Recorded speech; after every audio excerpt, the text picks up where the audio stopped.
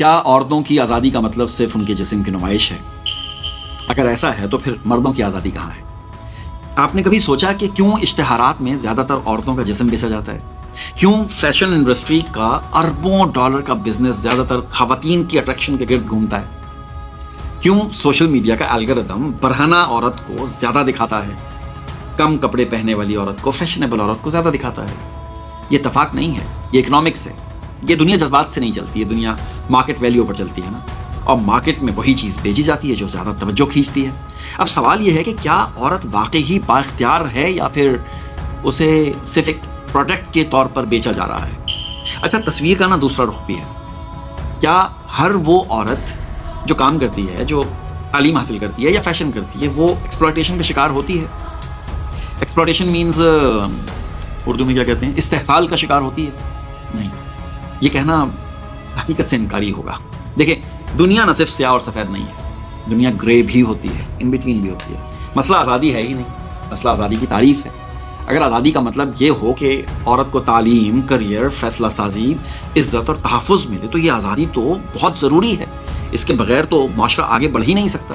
لیکن اگر آزادی کا مطلب یہ بنا دیا جائے کہ تم تب تک قابل قدر ہو جب تک تم خوبصورت ہو، دلکش ہو اور اویلیبل ہو۔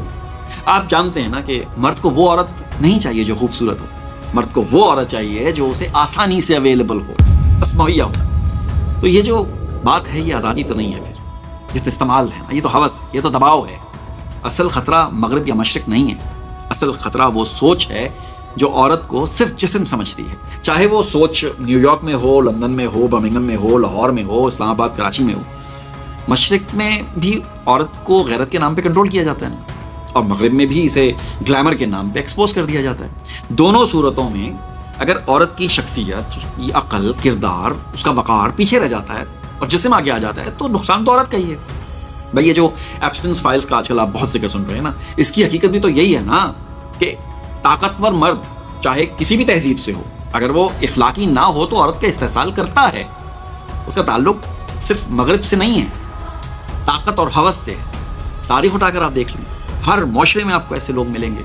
تو مسئلہ پھر تہذیب کا بھی نہیں ہوا، مسئلہ تو کردار کا ہے۔ دیکھیں، بات یہ ہے کہ مرد اگر واقعی غیرت مند ہے نا تو وہ اپنی نگاہیں درست کرے، جھکائے، جو ہمیں کہا گیا ہے۔ عورت اگر واقعی باوقار ہے تو وہ اپنی قدر کو پہچانے۔ عزت باہر سے نہیں آتی ہے، عزت اندر سے شروع ہوتی ہے۔ اسلامی تعلیمات کو بھی آپ دیکھ لیں نا، اسلام نے عورت کو تعلیم سے تو نہیں روکا نا، تجارت سے بھی نہیں روکا، آپ نے کافی قصے سنے ہیں، رائے دینے سے بھی نہیں روکا۔ مسئلہ دین ہے ہی نہیں، مسئلہ مذہب ہے ہی نہیں، مسئلہ تو ہماری کلچرل انٹرپریٹیشن ہے، جو کبھی سختی میں اور کبھی لبرلزم کے نام پر انتہا پر چلی جاتی ہیں۔ اصل سوال یہ نہیں ہے کہ عورت باہر کیوں نکلی، اصل سوال یہ ہے کہ باہر کا نظام اسے محفوظ، باعزت اور برابر کیوں نہ رکھ سکا۔ اگر کسی معاشرے میں عورت کو صرف جسم سے ناپا جاتا ہے نا تو وہ معاشرہ بیمار ہوتا ہے، اور اگر کسی معاشرے میں عورت کو صرف قید کر کے محفوظ سمجھا جائے کہ تم چار دیواری میں ہو تو محفوظ ہو، تو وہ خوف زدہ ہوتا ہے، ڈرا ہوا ہوتا ہے۔ طاقت اسی میں ہے کہ عورت کو انتخاب دیا جائے نا، تعلیم دی جائے، کردار دیا جائے، اور مرد کو تربیت دی جائے۔ آزادی کا مطلب رقص نہیں ہے، آدھے کپڑے نہیں ہے، جسم دکھانا نہیں ہے، فحاشی نہیں ہے، اور قید کا مطلب بھی عزت نہیں ہے کہ تم اندر رہو گی تو عزت میں رہو گی، نہیں۔ اصل آزادی یہ ہے کہ عورت اپنی شناخت، اپنی عقل، اپنے ایمان اور اپنی محنت سے پہچانی جائے، نہ کہ اپنے جسم سے۔ فیصلہ عورت نے بھی کرنا ہے اور مرد نے بھی کرنا ہے کہ کیا اسے ایک ایسا معاشرہ چاہیے جہاں عورت ایک برانڈ ہو، یا ایک ایسا معاشرہ جہاں وہ ایک باوقار انسان ہو۔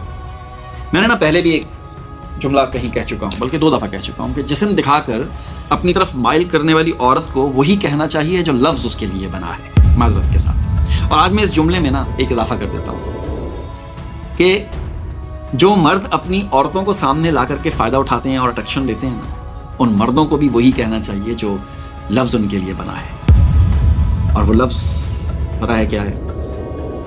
پتہ ہے۔ اتنے بھولے نہیں ہیں آپ۔